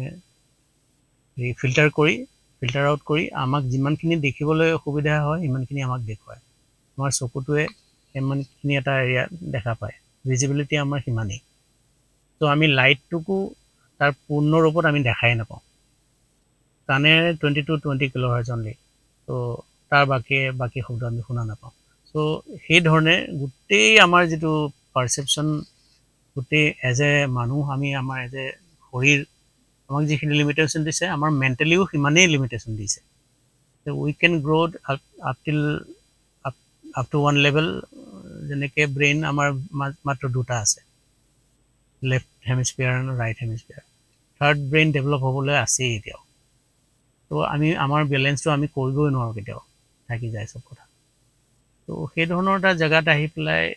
যেতিয়া এজন আৰ্টিষ্ট আহে তেওঁ কিন্তু অকণমান এচেণ্ডেড চ'ল হয় তো তেওঁলোকে প্ৰিচাইজলি সেই কামটো কৰিবলৈ আহে তো সেইটো কাম কেতিয়াবা বহুত সৰু কামো হয় কেতিয়াবা বহুত ডাঙৰ কাম হয় কেতিয়াবা বহুত মহান এটা জেগালৈ যাব পাৰে কেতিয়াবা সেই জেগাত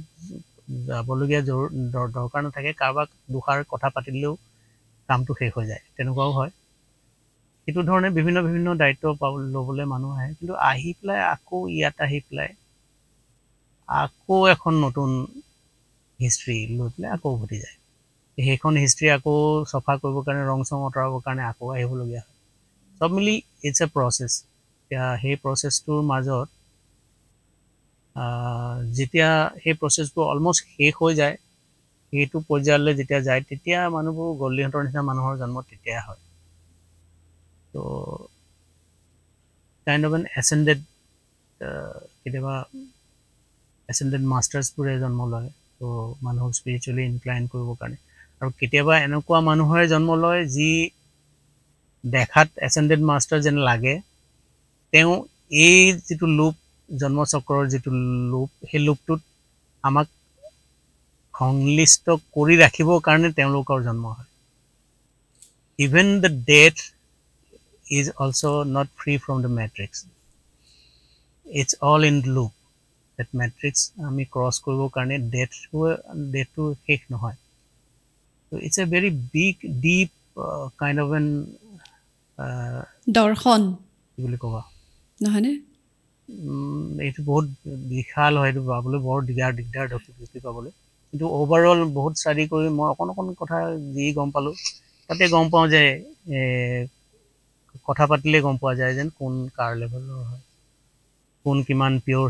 চ'ল হয় কথা পাতিলেও গম পোৱা যায় তো তেনেকৈ তেতিয়া যদিও নাজানিছিলোঁ কিন্তু তাৰ পিয়ৰিটিটো ইট ৱাজ ইনফেকচুৱাছ মানে সঁচাকৈ মানে এতিয়া মনলৈ আহে হি ৱাজ চ' পিয়'ৰ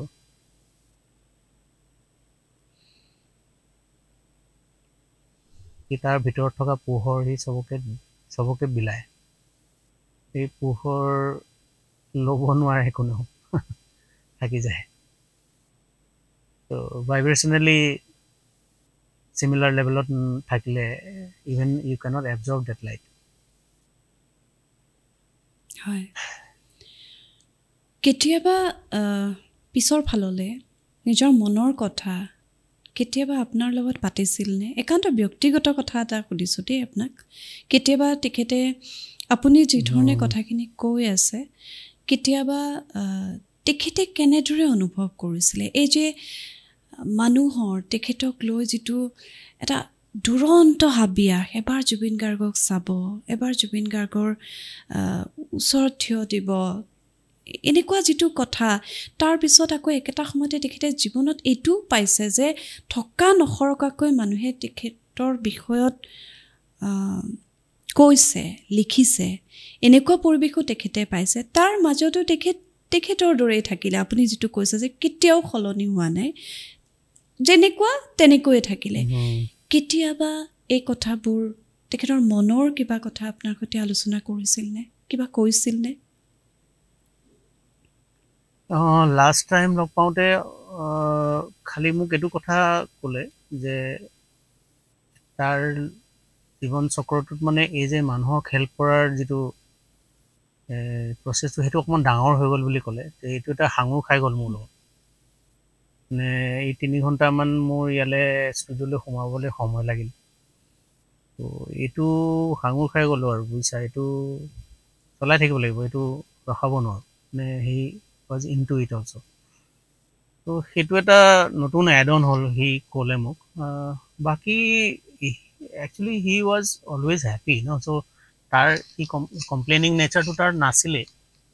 সি যথেষ্ট আমনি পায় ডেফিনেটলি ইমানবোৰ মানুহক হেল্প কৰিবলগীয়া হয় কৰে কিন্তু এজন সাধাৰণ মানুহ হিচাপে সময়বোৰ নষ্ট হোৱাটো তাৰ কাৰণেওতো অশান্তিকৰ ন কিন্তু হ'লেও সি সেইটো হজম কৰে he is more happier than merely complaining about all these things. He already in a happier state থাকেই ন তো তেনেকুৱা নাছিলে সি তাৰ নিজৰ কথা ক'ব কিবা যদি প্ৰব্লেম থাকে ডেফিনেটলি পাতিলে হয় সি প্ৰব্লেম হিচাপে নাচায়েই নহয় তো হেৰিটো কি কৰিলে সলভ কৰিব লাগিব হ'ব সেইটো আগতে মনত আহে তেনেকুৱা বিধৰ ল'ৰা ন বাকি তেনেকে ডিপ ডিসকাশন ইমান নহল বহুত আগতে হৈছিলে পিছলে সময় নহল আপুনি শেষৰবাৰ কেতিয়া লগ পাইছিল তেখেতক মই এবাৰ গুৱাহাটীলৈ আহিছিলো আমাৰ ৰাজীৱ বৰাৰ ডেট যিদিনাখন হ'ল তাৰ পিছদিনাখন আহি মই পালোহি তো সি গম পালে মই আহিছোঁ বুলি ৰাতি গাড়ীখন পঠাই দিলে ৰাতি গৈ তাৰ ষ্টুডিঅ'লৈ গ'লোঁ সেইদিনাখন হি ৱাজ ক্লিংগিং টু মি বাৰে বাৰে প্ৰায় 5-6বাৰমান সাৱটি ধৰিলে 7বাৰমান চুমা খালে he was telling me he love me ছ' মাছ বাৰে বাৰে মই পতিয়ন নোযোৱালৈকে মই পতিয়ন যোৱাকৈ কৈ আছে আই লাভ ইউ ছ' মাছ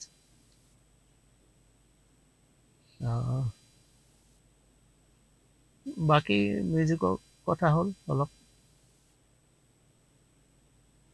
হয় এজন বিভিন্ন কথা এই সময়ত বিভিন্ন কথা আহিছে যেহেতু সেই মানুহজনে আমাৰ মাজত নাই কায়িকভাৱে নাই বিভিন্ন কথা আহিছে জুবিন গাৰ্গ নিসংগ আছিল নেকি জুবিন গাৰ্গে কিবা কথাত কষ্ট পাইছিল নেকি কিন্তু এটা কথা মোৰ সঁচাই খুব ভাল লাগিছে আজি ফাইনেলি আপুনিও ক'লে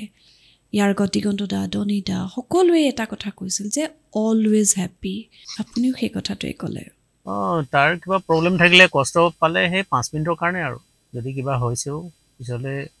তাৰ মনৰ পৰা আঁতৰিয়ে যায় সেইবোৰ he was in his on zone all the time তো সেইবোৰক লৈ প্ৰব্লেম নাছিলে কিন্তু সেইবোৰ এতিয়া কিছুমান কথা শুনি আছোঁ যিবোৰ হয়তো সত্য পইচা পাতিক লৈ কি আছিলে কেনেকুৱা আছিলে চিটুৱেশ্যন এতিয়া শুনিছোঁ কিন্তু সেইবোৰেও তাক খুব বেছি প্ৰভাৱিত নকৰিব হয়তো এঘণ্টাৰ কাৰণে কৰিব তাৰপিছত পাহৰি যাব সুখী মানুহ এজন আছিল তেখেত ভিতৰি সেইকাৰণে সুখী হ'লেহে সুখ বিলাব পাৰে he was just distributing happiness he was very happy by himself মই মাত্ৰ মোৰ এটা ফিল হয় যে he doesn't want to go to his deeper area inside himself সেইটো এটা তাৰ লক্ষণ মই দেখা পাইছিলোঁ he doesn't want to visit that area that much কাৰণ তেনেকুৱা মোৰ এটা কিয় ফিলিং হয় যে তেনেকুৱা কিয় হৈছিল বুলি ভাবে যিটো এৰিয়াত থাকিলে মুক্ত হৈ থাকিব পাৰি সেইটো এৰিয়াতে থাকিব আকৌ নতুনকৈ মানে প্ৰশ্ন সৃষ্টি কৰিব নিবিচাৰে বা এনেকুৱা নিজকে সুধিবলগীয়া হোৱাৰ এৰিয়াটোলৈ নাযায় বা তেনেকুৱা কথা মোৰ নিজৰ অবজাৰ্ভেশ্যনো আৰু সকলো পটকে দূৰৰ পৰা থাকি অবজাৰ্ভ কৰি যিকণে চাইছিলোঁ মানুহৰ তেনেকুৱা ধৰণৰ মানুহৰ সময় কম পোৱাটো বৰ ডাঙৰ চিটুৱেশ্যন সেইটো সময়টো বৰ কম থাকে সেইটো কাৰণে অসুবিধা হয় যিমান অসুবিধা তাৰ মূলতে সেইটোৱে যে বহুত কম সময় দিনটোৰ সময় বহুত কম কামৰ সময়ৰ উপৰিও কথা পতাৰ বাকী সময়বোৰ বহুত ইম্পৰ্টেণ্ট হয় সি সময়ক ভয় কৰিছিলে বুলি সি নিজে কৈছেও এতিয়া তাৰ ক্ষেত্ৰত তেনেকুৱাই কথা এজন আৰ্টিষ্ট নিজকে ৰিডিস্কভাৰ কৰিবৰ কাৰণে যি অন্তৰ্মুখী এৰিয়াটো যিটো হ'ব লাগে সেইটো জেগালৈ যাবলৈ সি হয়তো ভয় কৰে সেই ওপৰতে তাৰ ৰাস্তাও পাই যায় আৰু সকলো তাৰ প্ৰব্লেমো চল্ভ হৈ যায় আৰু ৰাস্তাও বিচাৰি পায় কিন্তু ডিপ এৰিয়াটো ডেভেলপ কৰিবৰ কাৰণে কিবা কৰিছিলে নে নাই নাজানো তেনেকুৱা কথা কিছুমান মোৰ মনত থাকি গ'ল আৰু লগ পালে সুধিলোঁ হয় তেনেকৈ সময় ধৰি লগটো নাপালোঁ। সময়ক খুব ভয় কৰে শেহতীয়া তেখেতৰ কি ক'ম যিখন চিনেমা তেখেতৰ বহুত বছৰীয়া সপোন আচলতে এই চিনেমাখন তেখেতে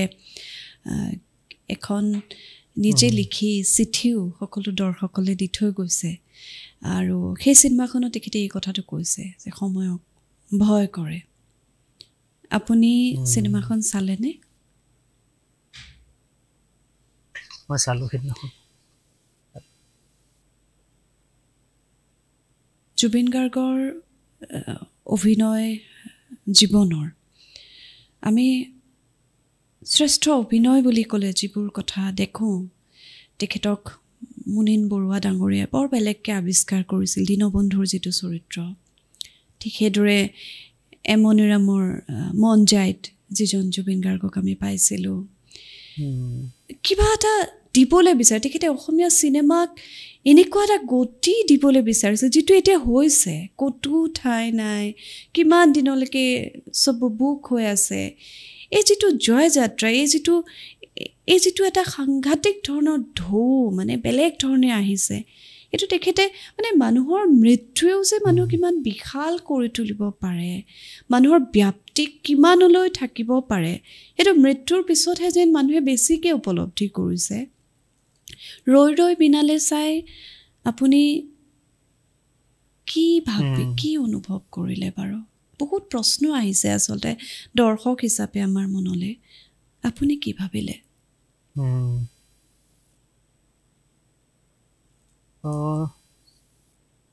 চিনেমাখন আমাৰ তাৰ অভিনয়টো মোৰ খুব ভাল লাগিলে।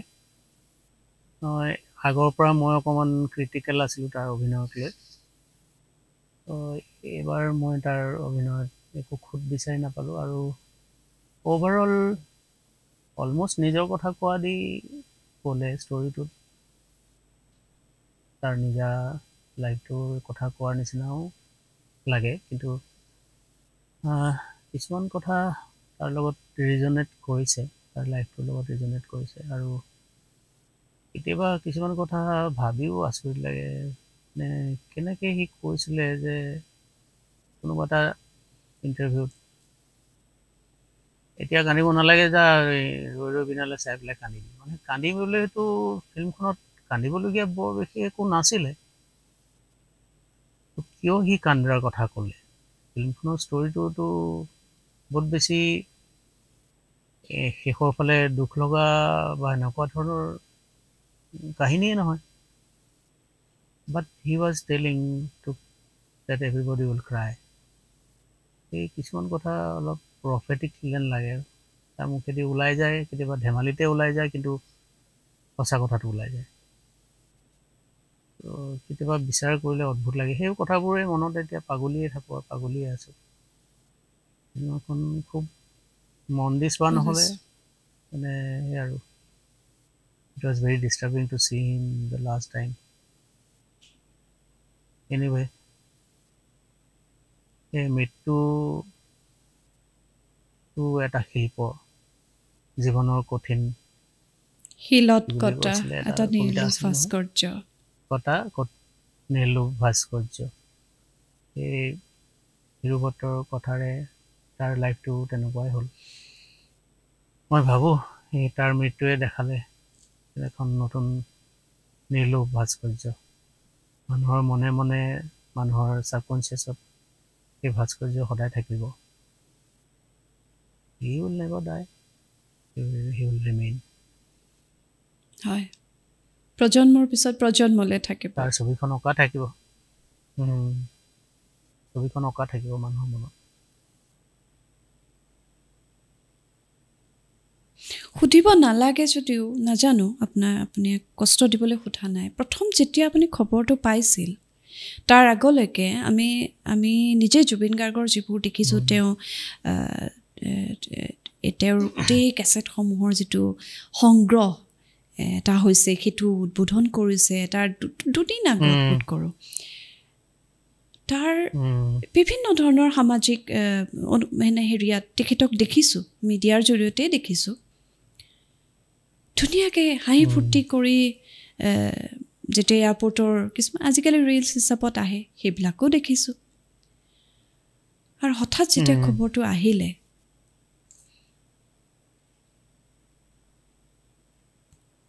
আনবিলিভেবল প্ৰথমতে আমি বিশ্বাস কৰা নাছিলোঁ যি খবৰটো কংক্ৰিট বুলি গম পালোঁ তাৰপিছতো হুলস্থুল হৈ গ'ল কন্দা কটা হাহাকাৰ তাৰপিছত মোৰ মনত দুখৰ লগতে খং অভিমান ক্ষোভ গোটেইবোৰ ইম'চনে একেলগে কাম কৰি আছিলে বহুত দিনৰ ধৰি মই ইমান গুৱাহাটীত গৈও খংটো মোৰ অলপ বেছি আছিলে খং ইন এ চেন্স মানে কেনেকৈ এটা পৰিৱেশৰ সৃষ্টি হয় কোনটো পৰিৱেশত মানুহ সোমাই পৰে এই ওলাব নোৱাৰা এটা অদ্ভুত কিয় যাবলগীয়া হ'ল এই গোটেই কথাবোৰে মোক মনত বাৰে বাৰে এইটো খেলি আছিলে যে যিখন এৰিয়া যিটো মানে কি বুলি কোৱা এই যিখন জগতৰ সৃষ্টি হয় এজন প্ৰতিষ্ঠিত শিল্পীৰ চাৰিওপাশে সেই জগতখনত সেই শিল্পীজন থাকিবলগীয়া হয় আৰু সেই জগতখনে ডিমাণ্ড কৰা সকলো চিটুৱেশ্যনৰ মাজত নিজকে সোমাই পৰিবলৈ বাধ্য কৰা হয় নিজকে ৰেডি কৰিবলগীয়া হয় সকলো ধৰণৰ চিটুৱেশ্যনৰ কাৰণে সেই তেনেকুৱা সেই সকলোবোৰৰ কাৰণে সেইজন আৰ্টিষ্ট হৈও নিজে এজন সাধাৰণ ল'ৰাহে সাধাৰণ মানুহে সঁচাকৈ ৰেডি হ'ব পাৰে জানো অল দ্য টাইম ত' he was never ready for that swing he was very tired আচলতে কি ঘটিছিলে আমি নজনালৈকে একো কথা ক'ব নোৱাৰোঁ কিন্তু জনাটো বহুত দৰকাৰ হৈ আছে এতিয়াও মানুহে আগ্ৰহেৰে বাট চাই আছে বাট তাৰ ছেকেণ্ড ভিডিঅ'টোত তাক দেখিয়ে গম পোৱা যায় যে he was tired to the health এনেকুৱা মানুহ এজনে আকৌ এবাৰ সাঁতুৰিব জানো ইট ইজ ভেৰি কনফিউজিং আৰু সেই মানুহবোৰ যিবোৰ ওচৰে পাঁজৰে আছিলে কোনো নাসাঁতুৰিব বা নালাগে দিয়ক বা নাযাব এনেকুৱা কথা কাৰো মুখত নুশুনিলোঁ ভিডিঅ'বোৰ যিমানখিনি পালোঁ এইবোৰে মানে চিন্তা ভাৱনা সেইবোৰে মনত খেলিয়ে আছে লগত আৰু হোটেল কেলিফৰ্ণিয়া গানটোৰ ছাবজেক্টটো মনত ঘূৰি আছে হোটেল কেলিফৰ্ণিয়াটোতো সেই একে ধৰণৰ চিটুৱেশ্যনত ইগলছৰ পৰা সৃষ্টি হৈছিলে তেওঁলোকে সেই পপুলাৰিটিটোৰ বাবে তেওঁলোকৰ লাইফৰ যিটো চেঞ্জ আহিছিলে সেই চেঞ্জটো তেওঁলোকে নিজেই সহ্য কৰিব পৰা নাছিলে নিজেই মানে কি বুলি কয় সেইবাবে সেই গীতটো এটা কি বুলি কয় এটা symbolic way of poetically saying that the fame is something like a মানে machine where you are তোমাক পিচি তোমাকে টুকুৰা কৰিব তো সেই ধৰণৰ সেই কনচেপ্টবোৰ সেই কথাবোৰ তাৰ গানত ইগলছে সেই গানটো লিখিলে হয় সেই গানটো ইমানেই পপুলাৰ হ'ল যে সেই গানটোৱে তেওঁলোকক আৰু বেছি সেই হোটেলখনলৈ সোমোৱাই দিলে য'ৰ পৰা তেওঁলোকে ওলাব নোৱাৰে শেষত গৈ গ্ৰুপটো ভাঙিবলগীয়া হ'ল সেই একেটা দৃশ্য একেটাই কথা মোৰ বদলি জীৱনতো ঘটিলে যেন লাগিলে এতিয়া যিটো মেৰপাকত সি সোমাই গ'লে সেইটো পাতো ওলাব নোৱাৰে সি নগ'লে আত্মহত্যা কৰিব বুলি কৈছে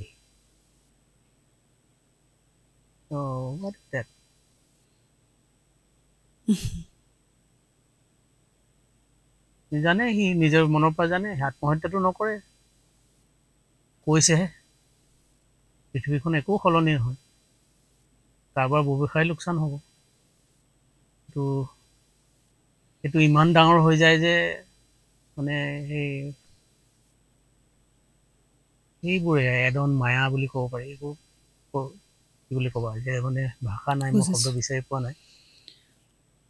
কিন্তু এনেকুৱা মেটেকা দলত মানুহ সোমাই যায় আৰু ওলাব নোৱাৰে। সেই ধৰণৰ এটা ফিল মোৰ মনত, সেই ধৰণৰ এটা খং ক্ষোভ এতিয়াও চলি আছে। দুখটোতো আছেই ওপৰত। হয়, আমি সকলোৱে বিচাৰোঁ, এতিয়া এটাই কথা, সকলোৱে বিচাৰোঁ সেইদিনা কি হৈছিল সেইটো জানিব লাগে, সত্যটো জানিব লাগে, জানিব লাগিব, নহ'লে তো জানিবই লাগিব। সেইটো কাৰণে আমি অপেক্ষাৰত, আৰু সেইটো যিটো প্ৰচেছত হয় সেই প্ৰচেছতেই হ'ব, সেইটো বুজিছোঁ আমি। আৰু এতিয়া অথৰিটি, ছিংগাপুৰ অথৰিটিৰ পৰা যিখিনি তথ্য আহিব সেইখিনি নহালৈকে ইয়াতে ইণ্ডিভিজুৱেলি কোনো একো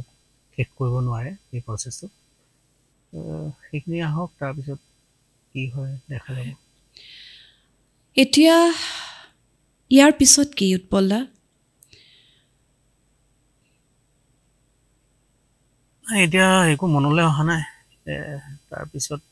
সকলোতো একেই থাকিব, কিন্তু জল্দিয়ে নাথাকিব। বাকী কথাবোৰ চলি থাকিব তেনেকৈ, কিন্তু সলনি হৈ গ'ল বহুত কথা। আকৌ কি হ'ব আৰু নাজানো।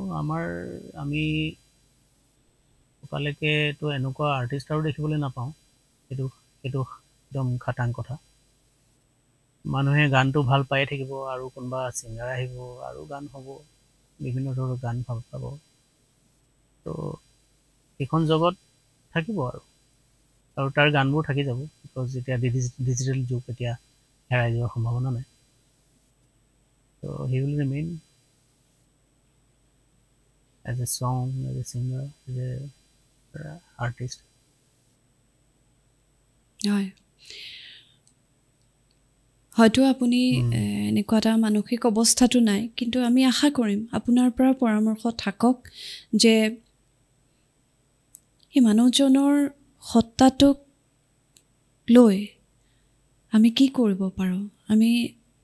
আমাৰ কিবা কৰিবলৈ মন যায়, কিন্তু আপোনালোকে আমাক অকণমান হয়তো গাইড কৰিব লাগিব, কি কৰিব পাৰোঁ, কি কৰিলে সেই আদৰ্শটো ৰৈ যাব, সেই মাতটো ৰৈ যাব। নিশ্চয় সেই পৰামৰ্শলৈ আশা কৰোঁ। মই কোৱাৰ নিচিনা এইবোৰ এটা প্ৰচেছ বুলি ভাবোঁ মই। সেই প্ৰচেছত চলি থাকিব চব কথা, আৰু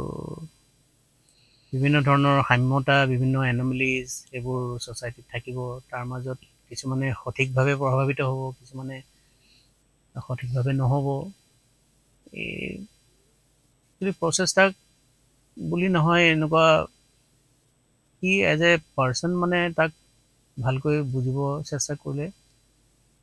সেইটো বেছি কামত আহিব, আৰু সেইটো ফিউচাৰ জেনেৰেশ্যনৰ কাৰণে বেছি সুবিধাজনক হ'ব, সেইটো ভাল কথা হ'ব।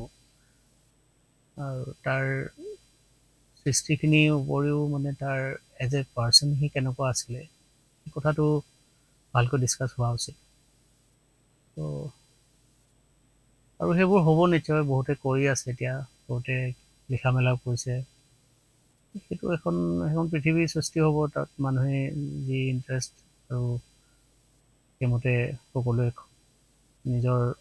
নিজক বিচাৰি পাব তাৰ মাজত। কিন্তু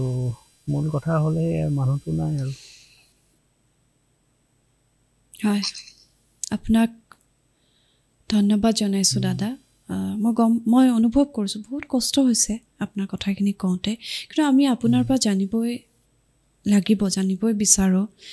আৰু সেই সন্ধান আছিলে, যিখিনি কথা আপুনি বহুত কষ্টৰে আপুনি কৈছে, আপোনালৈ কৃতজ্ঞতা জনাইছোঁ, আপোনালৈ নমস্কাৰ জনাইছোঁ। আপুনি কুশলে থাকক। বহুত কাম এতিয়া আপোনাৰ বোধকৰো কোনোবাখিনিত আকৌ দায়িত্ব বাঢ়িলে, বহুত কাম কৰিব লাগিব। কুশলে থাকক আপুনি।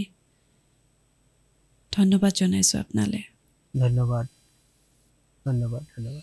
প্ৰিয় দৰ্শক, আজিৰ ভিডিঅ'টোত আমি যিখিনি কথা উৎপল শৰ্মা দাদাই আমাক ক'লে, মন কৰিছে, মই শ্ৰোতাৰ দৰে আছোঁ, শুনিছোঁ, উপলব্ধি কৰিবলৈ যত্ন কৰিছোঁ। আকৌ কৈছোঁ যে এই সত্তাটোৰ কেতিয়াও শেষ নাই, কিন্তু আমি কেনেদৰে উপলব্ধি কৰোঁ, কেনেদৰে আমি বুজিব পাৰোঁ সেই ক্ষেত্ৰত কিন্তু আমাৰ বহুত কৰিবলগীয়া আছে আমি জুবিন গাৰ্গ নামৰ মানুহজনক বুজিবই লাগিব নহ'লে বহুত কথা আধৰুৱা হৈ থাকি যাব বহুত কথা আধৰুৱা হৈ থাকিব গতিকে এই কথাখিনি আমি কৰিব লাগিব ভিডিঅ'টো আপোনালোকলৈ আগবঢ়ালোঁ আমি উৎপল শৰ্মা দাদাৰ সৈতে আৰু এটা ভিডিঅ' কৰিছোঁ এই মানুহজনকো বুজিব পাৰিব আপোনালোকে যত্ন কৰিব কোনোবাখিনিত এজন অত্যন্ত অন্তৰ্মুখী মানুহ নিজৰ বিষয়ে নিজে কৰা কামৰ বিষয়ে কেতিয়াও ক'বলৈ একখোজো আগবাঢ়ি নহা এজন মানুহৰ সৈতে মই তেখেতৰ যাত্ৰাটোৰ বিষয়ে কথা পাতিবলৈ যত্ন কৰিছোঁ খুব সোনকালে সেইটো ভিডিঅ' আপলোড কৰিম আটাই কুশলে থাকক উৎপল শৰ্মা দাদা কুশলে থাকক এই ভিডিঅ'টো প্ৰস্তুত কৰোঁতে বিশেষভাৱে সহায় কৰা ধনী হাজৰিকা দাদা মুম্বাই স্থিত বিশিষ্ট সংগীতজ্ঞ তেখেতলৈ ধন্যবাদ জনাইছোঁ কেমেৰাৰ সিপাৰে থকা এই ৰাতিলৈকে এই মাজৰাতিলৈকে থকা দেৱাংকৰ বৰগোহাঁই দেবুদালে আন্তৰিক ধন্যবাদ জনাইছোঁ শুভ হওক সময়বোৰ ভাল হওক জুবিন গাৰ্গে দেখা বৰ অসমখন কুশলে থাকক তাত জুবিন গাৰ্গ নামৰ মানুহজনক লৈ বহুত চৰ্চা হওক এজন ইতিবাচক চিন্তাৰ মানুহক লৈ কোনো নেতিবাচক কথা আলোচনা নহওক কুশলে থাকক ধন্যবাদ